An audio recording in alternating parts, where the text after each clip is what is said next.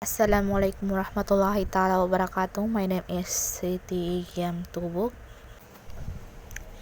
Peace, justice, and strong institutions is without peace, stability, human rights, and effective governance based on the rule of law, we cannot hope for sustainable development. We are living in a world that increasingly divided. Some regions enjoy sustained level of peace, security, and prosperity, while others fall into seemingly endless circles of conflict and violence.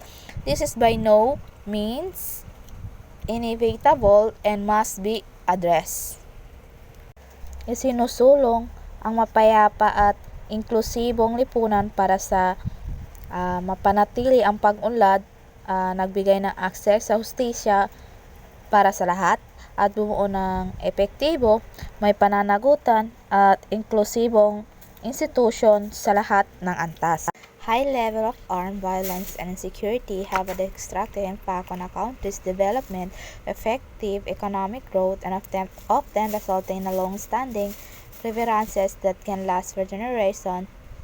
Sexual violence, crime, exploitation, and torture are also prevalent where there is conflict or no rule of law, and countries must take measures to protect those who are most at risk. So, nagbibigay ng pundasyon para sa isang ligtas at makatarungang komunidad kung saan ang mga individual ay maaaring manirahan at umunlad sa kaligtasan at seguridad. Nabubuhay tayo sa isang mundo na lalong nahahati. So, the SDGs aim to significantly reduce forms, violence, and work with governments and communities to find lasting solutions to conflict and insecurity. Strengthening the rule of law and promoting human rights is key to this process, as is reducing the flow of illicit arms and strengthening the participation of developing countries in the institutions of global governance.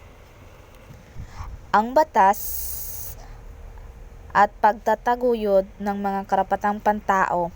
Ito ay susi sa pagbabawas sa daloy ng mga ipinagbabawal na armas at pagpapalakas ng partisipasyon ng mga umunlad sa bansa at pandaigdigang pamahalaan. Next is partnership for goals. So, the SDGs can only be realized with a strong commitment to goal partnership and cooperation. While official development assistance from developed countries increased by 66% between 2000 and 2024, humanitarian crises brought on by conflict or natural disaster continue to demand more financial resources and aid. Many countries also require official development assistance to encourage growth and trade. Ito ay magkatuwang na pagsisikap sa pagitan ng mga pamahalaan, pribadong sektor na entidad, mga organisasyon ng lipunang sibil at iba pang mga stakeholder upang matulungan sa pagsusulong na mapanatili ang pag-unlad ng ating bansa. Next is the world today is more interconnected than ever before. Improving access to technology and knowledge is an important way to share ideas and foster innovation.